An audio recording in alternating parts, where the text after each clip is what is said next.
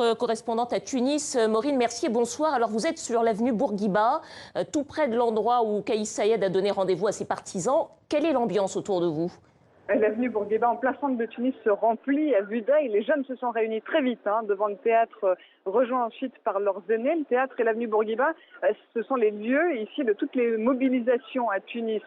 Les gens crient, chantent leur joie, la foule se rassemble. C'est une ambiance de fête, des sourires sur toutes les lèvres, dans une ambiance vraiment joyeuse, totalement pacifique. C'est quand même un candidat, Kais Saied, qui avait un profil et un parcours atypique. Au début de la campagne, personne n'aurait pu prédire sa victoire.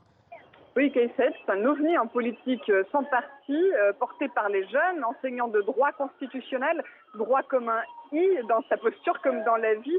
C'est justement ce qu'ont plébiscité les Tunisiens. Les Tunisiens font table rase des candidats traditionnels et de tous ceux qui gravitaient ou avaient gravité dans les cercles du pouvoir, comme c'était le cas de Nabil Karoui. Ils plébiscitent Monsieur Propre, c'est son surnom ici. Monsieur Propre parce que droit et intègre. Les Tunisiens sont fatigués de la corruption qui a gangréné le pays encore plus depuis la chute de Ben Ali en 2011. Les craintes que faisaient courir les adversaires de Kais Saied, comme quoi il était plus qu'un conservateur, mais un islamiste, n'ont eu aucun effet. On le voit ce soir. C'est vraiment un jour historique. Non seulement les Tunisiens élisent pour la deuxième fois seulement leur président au suffrage universel depuis la Révolution, mais ils disent à nouveau dégage à toute une classe politique qui ne convient pas, cette fois-ci via les outils démocratiques. Dernière question, Maureen. Est-ce qu'on a un dernier chiffre officiel de la participation?